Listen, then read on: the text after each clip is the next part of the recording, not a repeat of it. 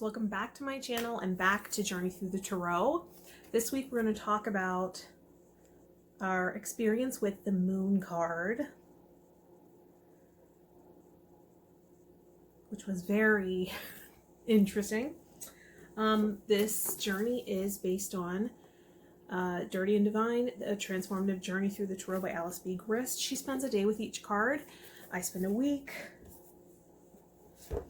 We spend a week. Hopefully you're doing it as well. A lot of the information comes from my teacher, Robert M. Place, one of my tarot teachers, the Tarot History, Symbolism, and Divination. And we're working with the Rider or the Waite-Smith Symbolism in the Rider Tarot deck. If you need any of those items, they're available in my Amazon store, which I'll link in the description of this video. Also, I'll be reading at a Tarot Expo, as well as teaching a workshop. March 21st and 22nd, I'll be reading in Burbank, California, and then teaching a little workshop on Sunday the 22nd at 4:30, about chakras, crystals, and the energy system, and Qigong, energy medicine for the sensitive system. So if you're around that in Burbank, 21st and 22nd, I'd love to meet you. So let's get into, oh, and that'll be in the description as well. All that information, how to get a ticket and all of that. So the Moon card. How was your week with the Moon card? It was kind of dark. So I had my operation this past week. That happened. And when the doctor kind of went in, there were some surprises, as there was an obstruction in the way for her to really get a clear view pre-op. So it was a fibroid surgery, which runs in my family right way back in, to my great-grandmother, who I share a birthday with. She had issues with that, so it was hereditary, and it kind of made me face some erroneous beliefs I had around you know, being able to do all the right things to prevent or heal or cure. While I do feel like there were environmental factors that had a part, I think that sometimes we just go through things and go through adversity to learn something, integrate something, and sometimes it's hereditary. So it really helped me face that kind of guilt, which is interesting because it's in that chakra, right?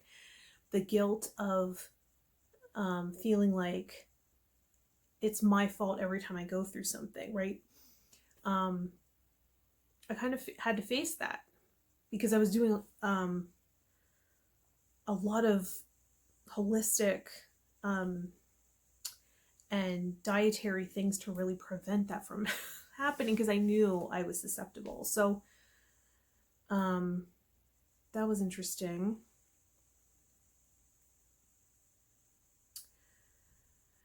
And it turned out larger than the doctor had expected when she removed it. So that, and you know, the Moon is about unforeseen things, working in the dark, interestingly, right? An obstructed view, secrets, mysteries, things like that. My recovery wasn't all that bad. I think I took 2 doses of pain medicine and that was it. So I got through that.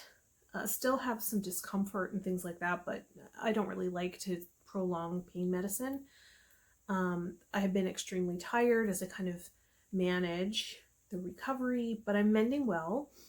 And I do believe this is one of the main reasons I moved back to my hometown. A couple of years ago, I did another journey on this channel called Soul Coaching, and by Denise Lynn. I did a whole series with the book and the exercises in that book. And when I asked, one of the exercises was asking, why am I here now? Like, what is my purpose here? You know, things like that. And it came to me, my health was a priority. And at the time I was working out, so I thought it was just to optimize my health before I kind of move forward in life. And I didn't expect this. I didn't expect to go through this, but I'm glad I'm here. You know, because my aunt and uncle were there to support me, and my parents. So it might have been harder somewhere else to kind of go through that.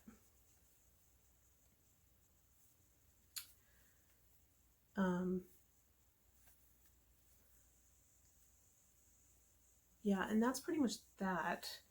But that was a huge part of this week, just going through that, recovering. Some of the messages I left for people while I was coming out of the anesthesia was pretty funny.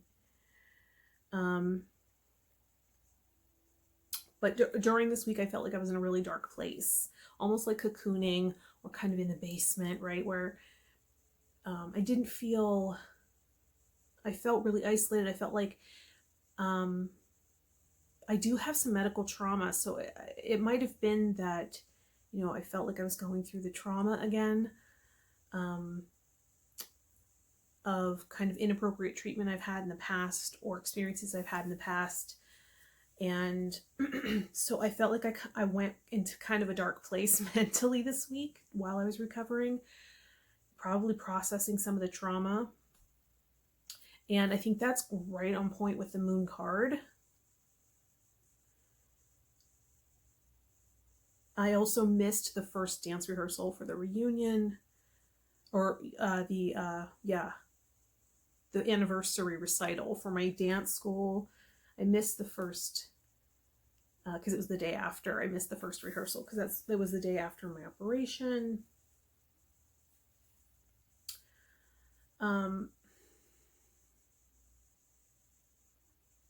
Felt kind of isolated and alone, but I was really pulling back from life. I was tired, and I felt like I was in a really dark place. That's the only way I can really describe it. It was like I was existing kind of in the back of my head. I had confusion about, I post for a crystal company online. That's one of my jobs is social media for a crystal company. And I thank God I have an amazing coworker who we have this kind of intuitive relationship where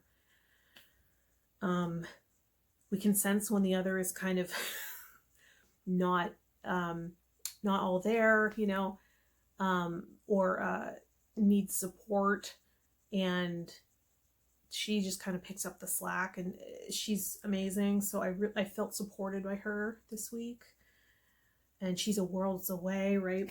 The internet's incredible.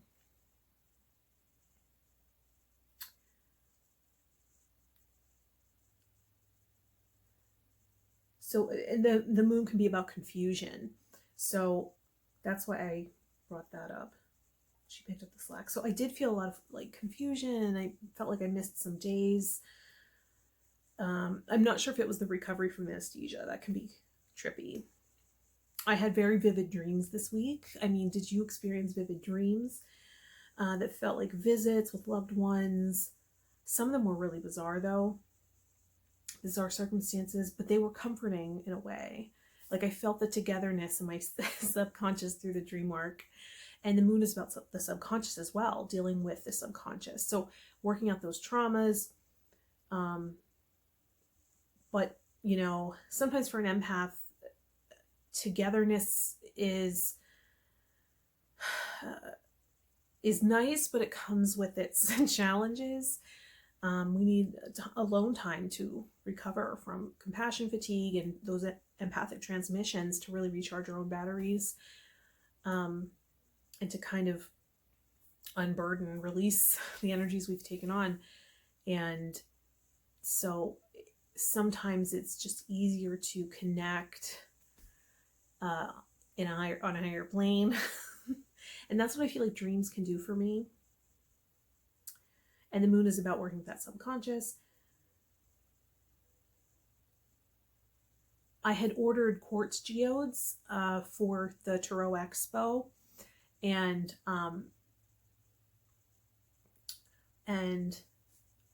I got the order, and luckily I opened the box and I opened up the package to see, because I had emailed to ask what the count was, because I wanted to have an idea of how many I could distribute or sell. I haven't quite decided how I'm going to work that out. And they said, we don't open the box because we just ship it straight from the wholesaler, so I can't give you a number, or straight from the mine or something. I don't remember, right from the supplier. So they don't mess with the box. They don't open it and count or anything. And I opened it, and it was this giant geode, this giant clear quartz geode. It wasn't the clusters of Himalayan quartz that I had ordered. So I emailed them to let them know that they had sent me the wrong thing and what they advised that I do. And they just corrected it and shipped, I guess the quartz clusters are on their way now. So they corrected it. And I felt like that quartz was meant to be with me for some reason. So I wasn't asked to return it. So from now I plan on keeping it. And I had taken a picture of it to send them, to show them this is what I got. It's not what I ordered. And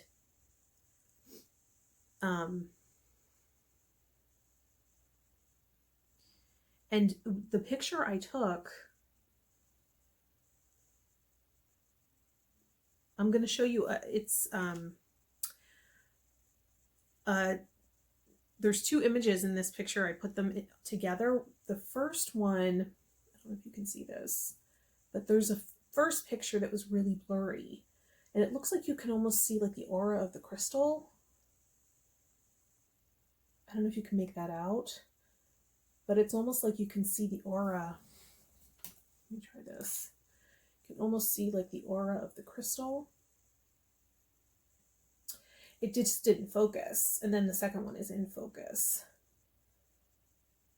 But I thought that was really interesting. It almost looks like I caught the aura of that crystal. So that was interesting.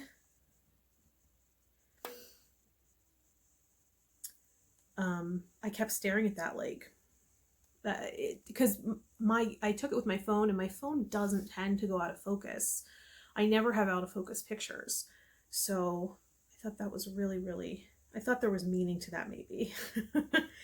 You know, we're looking for things. So maybe not, but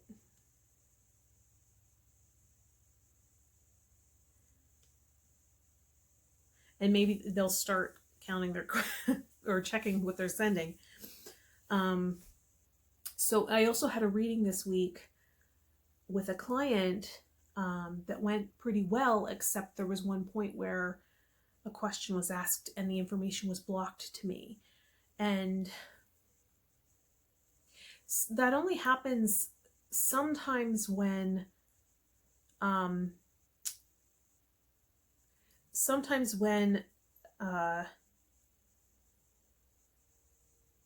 what was I going to say? Well, sometimes when the person, if they ask about another person, and it's kind of out of integrity for me to tune in and read another person, like it's none of my business, sometimes that'll block, right? There's a respect and integrity that goes along with the process. Sometimes it will happen if they're asking for a prediction and it's not really in alignment, right? Like there's not a set outcome, that there are variables, and that's not something that it's an unknowable. So that could be a reason it will be blocked. And also if the question isn't really clear. So sometimes when the question isn't, and we did work on really clarifying the question, at least to a certain extent. So it was interesting that was blocked to me. And the moon can be about, you know, a block in vision. Which is interesting because my friend, her beautiful dog, Gabby, had eye surgery the same day I had my operation, which was very interesting. But she had, I don't know if she had cataracts or what, but she did have surgery on her eyes.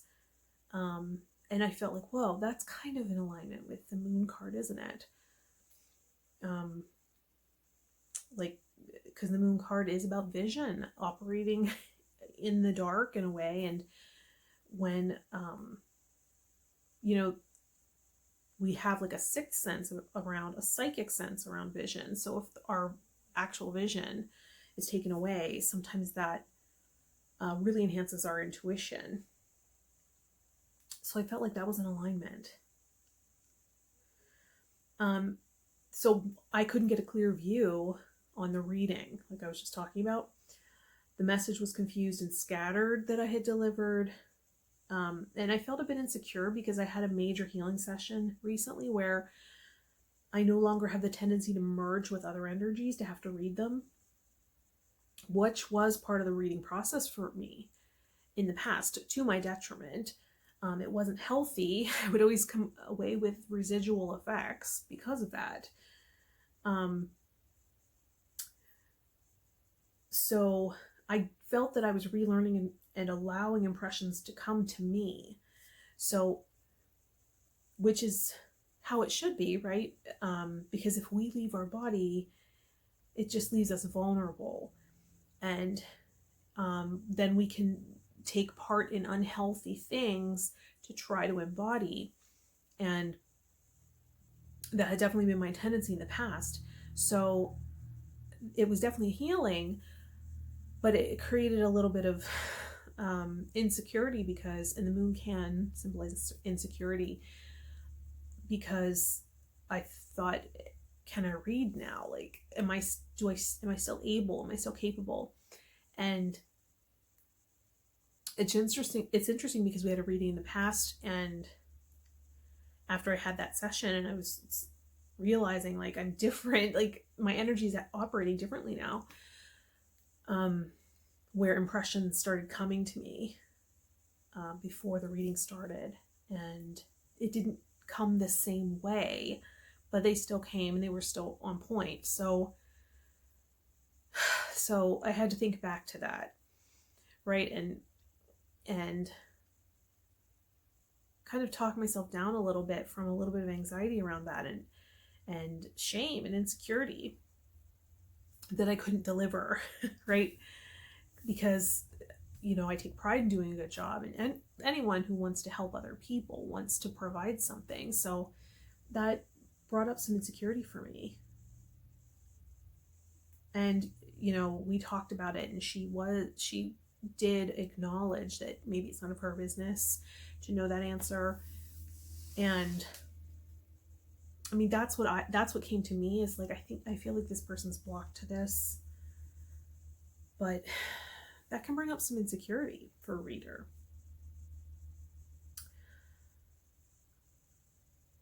Oh, and my friend's dog is doing well. I thought I'd mention that. I forgot to mention that. My best friend's working through some abundance blocks this week and fears about work opportunities overlapping.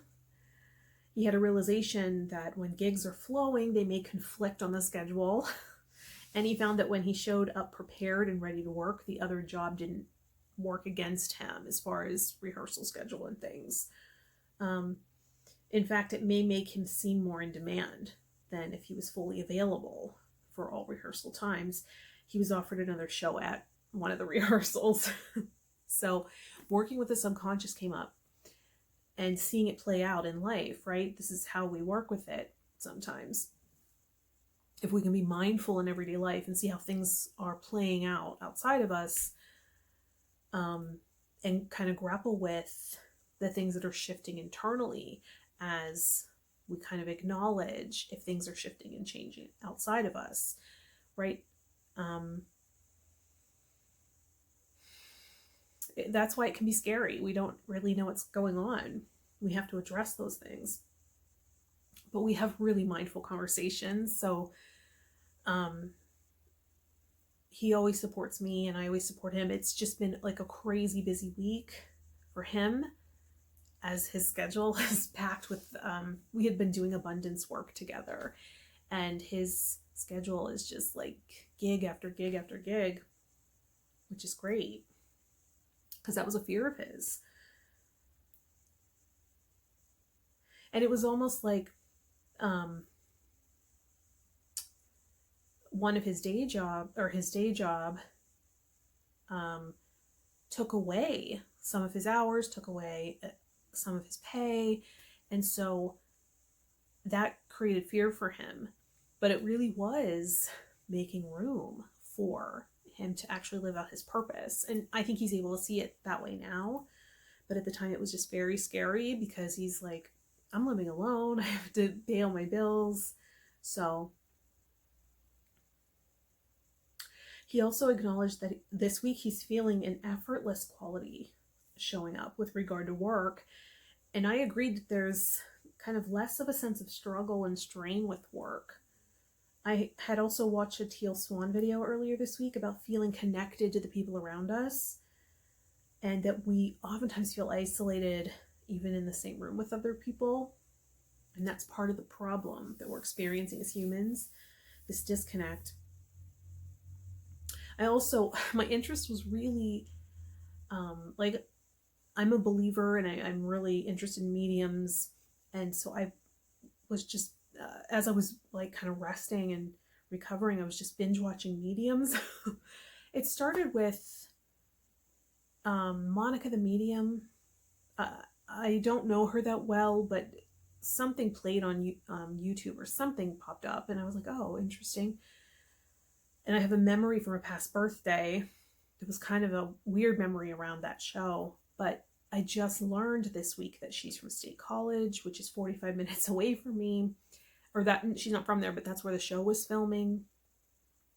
And then I started watching, I think I started with John Edwards, and then I went to Tyler Henry, and then I watched Matt Fraser, Meet the Frasers on E, and it's so fascinating. I mean, Meet the Frasers is less about the medium, but he's funny. I really like watching him. And watching him give readings on some talk shows and things. It's like, wow. He's very, very on point. So they work with things that others can't see. So they're really tuning into working in the dark, right? They learn this whole other language when they communicate with whatever energies they're tuning into. So they have this whole language of symbols or however sensations, and they all have meaning and they have to interpret what it means. So, and a lot of them talk about it that way, that it's not really a language. Some are clairaudient, but a lot of it is being given symbols and sensations and then interpreting what that means and it having a personal meaning, much like a tarot card if it pops up, right? For divination purposes, if a tarot card pops up in a spread, there's a meaning. It has a divinatory meaning. So that's how it is. And some started with cards and then it just turned into a head full of symbols that have meaning. And it's also interesting how we can have a personal relationship with each card, which is why we're experiencing them for a week, right? To see what comes in that might be related, so that in the future, when we give a reading and the card comes up in the spread, we'll have symbols associated, not just symbols, immersive experiences that we actually lived through to really enhance the relationship with these archetypes. And then we'll have more information to provide. And we can always get more fluent with that. It is a language.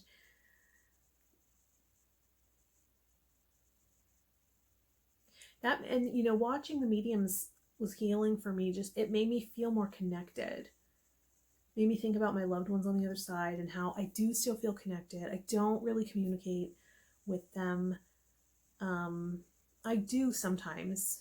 I definitely talk to them. I believe that, there might be communication possible. For me, I don't really feel my departed loved ones around me. I don't really sense them. Sometimes I will feel energies and spirits, but I think I was just way too sensitive for that. and it was just terrifying for me. So I do have a tendency to try to block that out.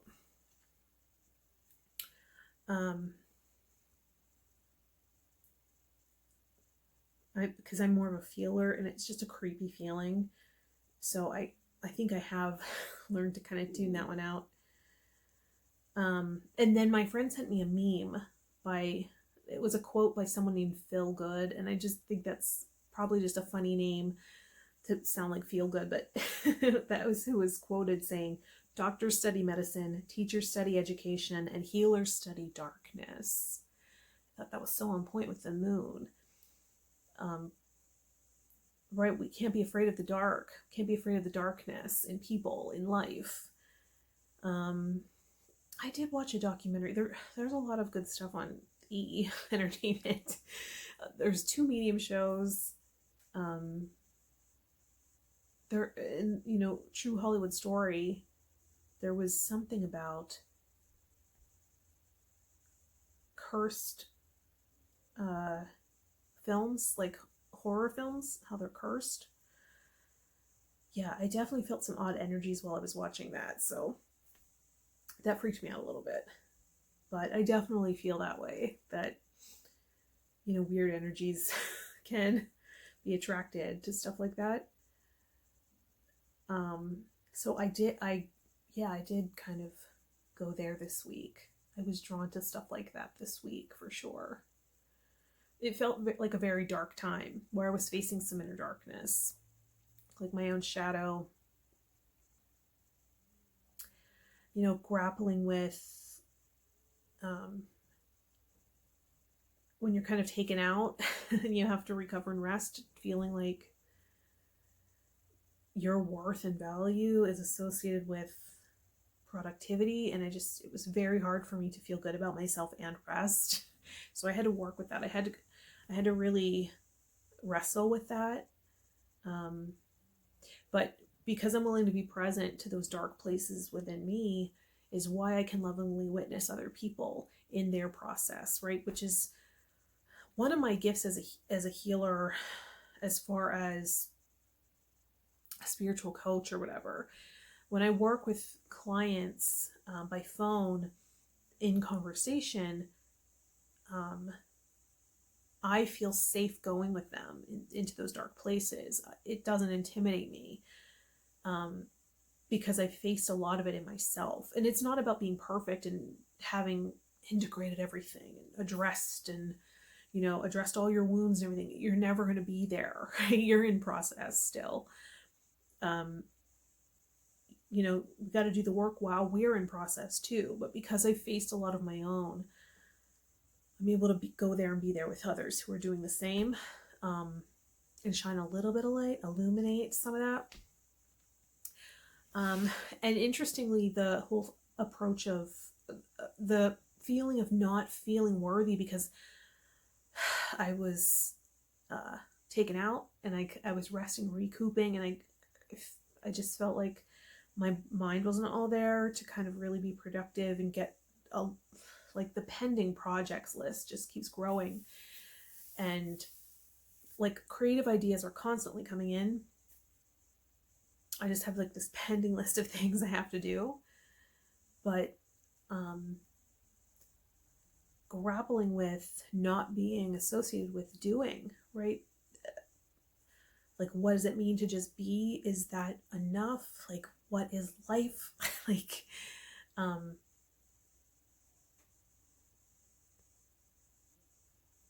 like, is life just working a meaningless job and paying bills and just really grappling with some of that stuff, like existential stuff. And I feel like it was the moon card. The moon card is feminine, getting in touch with your yin feminine energy, the receptive part of you, the being part of you.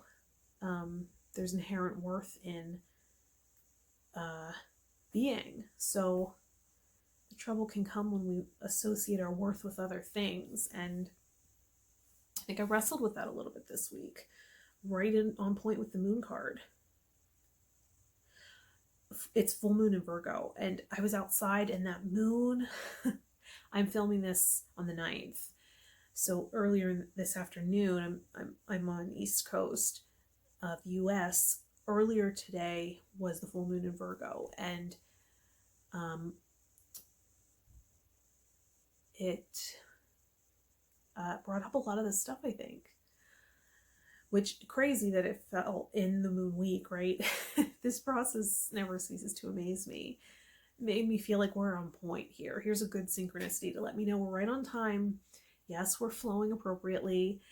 Last night of the moon card, as we usher in the sun with the full moon in Virgo, and we had that this afternoon. So I went outside. It was gorgeous. It was beautiful. Just this bright glow. It was filling up the sky, illuminating the sky. It was just so beautiful. I could just sit there and watch it all night. And also tonight, because I'm filming this on the 9th, Corey Feldman's documentary about children in Hollywood comes out tonight at 11, and I think there might be one more viewing, and it's only showing one time live on the internet. mytruthdoc.com or something like that. I think it's mytruthdoc. And it's about him, Corey Feldman, and Corey Haim, and all the stuff that went down, I guess, in Hollywood as they were young boys growing up in the industry. And I don't want to say the words too much about that, not just because it's triggering, but also I think YouTube has a censor around that, voice recognition something. So I don't want to say that, but you get the gist. Yeah, that documentary is coming out tonight, and you know, the moon is about secret, hidden matters, things happening in the dark, and it can be about trauma and trauma release. And I feel like putting this documentary out for him, in part at least, might not be his full intent, but in part it's about using his voice, right? Telling the story. So, which can be therapeutic in a way. So, wishing him the best on that. I hope that it provides some closure for him, and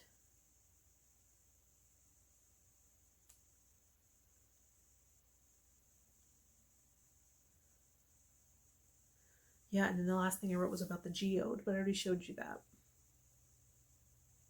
So that was the moon. That was the moon card. It was so intense. I didn't expect it to be that long, but I did ramble a bit. So what was your week like with the moon card? I'm really excited to get out of that. It was a pretty dark time, and I'm already kind of the kind of person that I use my spiritual beliefs and process to gain awareness, not comfort, right? I watched another Teal Swan video who's like, the spiritual communities in two camps, or spiritual self-help communities in two camps, the people that are using it for comfort, right? And the people that are using it for awareness. And I definitely fall into the awareness.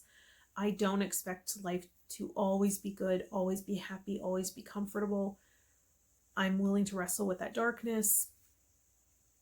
I don't know that it was always a choice. I feel like I was the designated healer of the family. I'm sure a lot of you relate to that. I definitely was. And I don't think many people understand that in my family, but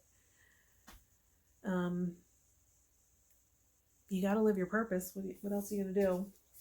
So if you'll recall from last week, we already discussed the history of the sun, because much like the temporal rulers, like the emperor and the empress, the Hierophant and the high priestess, the moon and the sun kind of work in that same way, the yin and the yang. So we already learned about the history of the sun.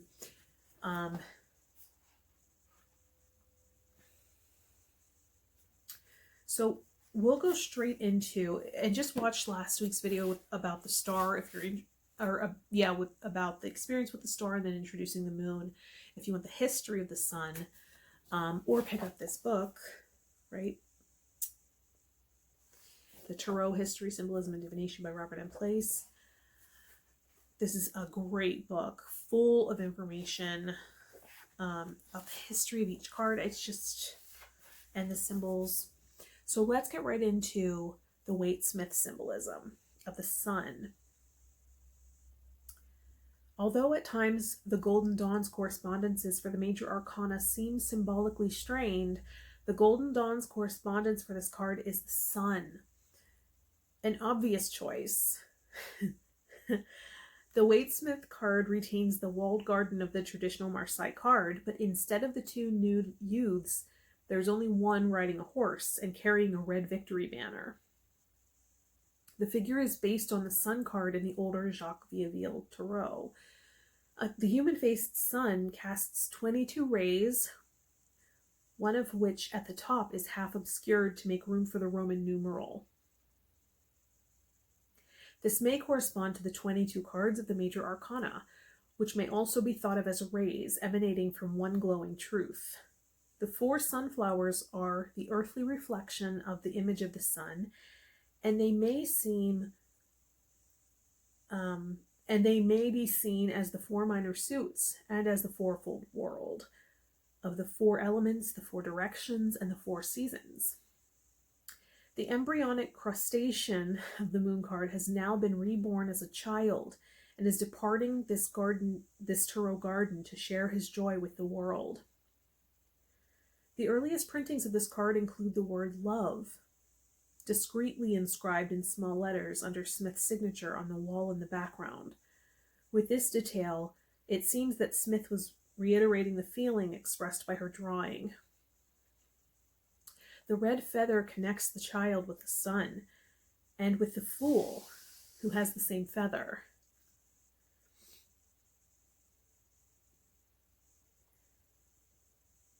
This is the dawn of the inner light. This is a card of victory, achievement, and joy. And that helps us transition into the divination of the sun, right? The dawn of the inner light, card of victory, achievement, and joy. And that is part of the divination of what this card might mean if it shows up in a spread. So what else might the sun card mean if it shows up in a spread? Boosted confidence shines brightly on the entire spread, so it brightens up the entire reading. New growth, good vibes, happiness, positivity. Material happiness, fortunate marriage, contentment. And then Alice B. Grist's intuitive meaning: think all things sunny, all the cliches, poems, images, and song lyrics collected. And there you have the meaning of the sun, bright, shining, a representation of God, life-giving. Everything grows under this light. If you are looking for divinity and source, look no further. The earth is our soil, our home, but without the sun, she would be barren. We are tag teamed together to create life. One without the other is emptiness.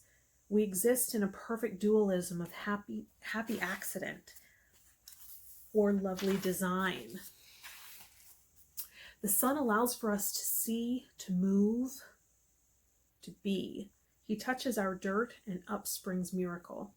Whilst the sun is not necessarily depicted as male, I feel tempted to say that he is. The masculine is a beautiful thing. As a card-carrying feminist, I forget that sometimes. I get so lost in railing against the patriarchy that I forget about all the really wonderful men, the fabulous male traits, the male inside of me. As much as men may get in touch with their inner woman, we too can benefit from radiating and glowing with our inner guy. The sun is God. God is the sun. Benevolent, warming, joyful, life-giving. And then more divination. Good fortune, happiness, joy, and harmony. The universe coming together and agreeing with your path and aiding forward movement into something greater. Joy, enlightenment. Material happiness, marriage, success, vitality, the fire element, or the sun itself. And then Biddy Tarot, positivity, fun, warmth, success, vitality. The sun radiates optimism and positivity. A large bright sun shines in the sky, representing the source of all life on earth. Underneath, 4 sunflowers grow tall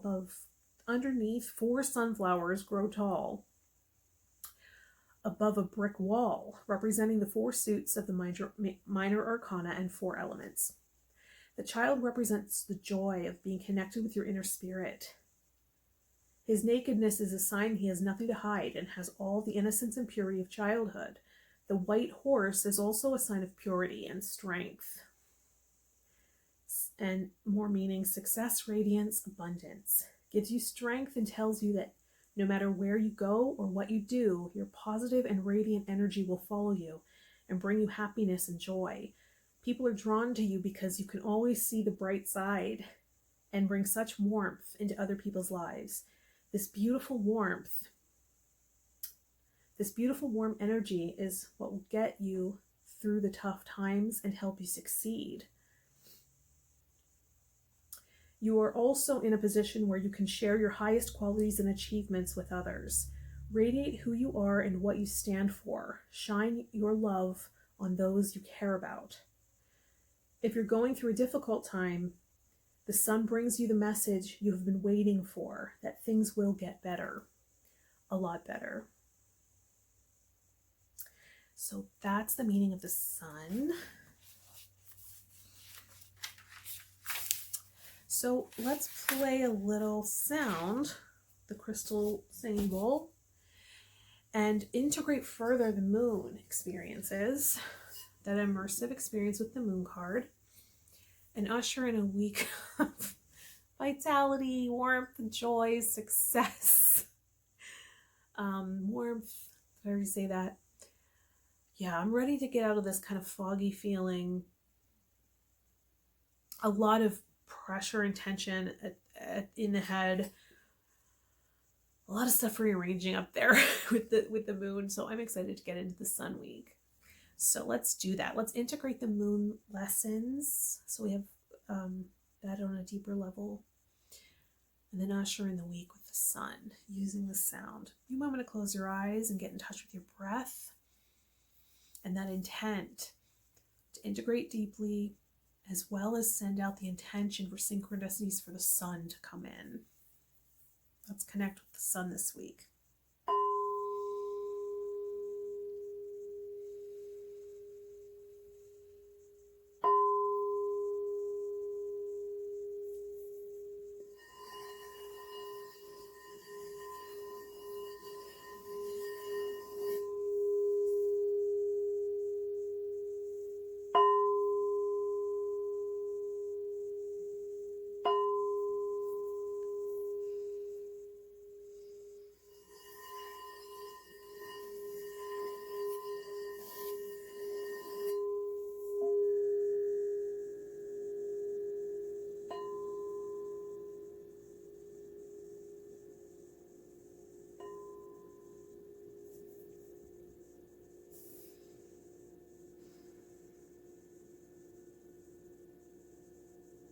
Beautiful.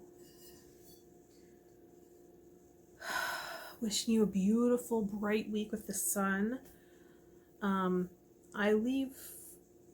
go out of town, I think in less than a week. I'll try to get another video out before I go. I may not get a chance to film a video while I'm away, because I'm leaving. I'm going to go to Vegas and visit my brother, and then go there from there to Burbank to do the Tarot Expo. I hope to see you there. That's March 22nd, 21st and 22nd. Information about the exact location and how to register and all that is in the description, as well as my workshop. If you're interested, I'd be happy to meet you there. And have a beautiful week with the sun. All right, Empath, I will see you next time.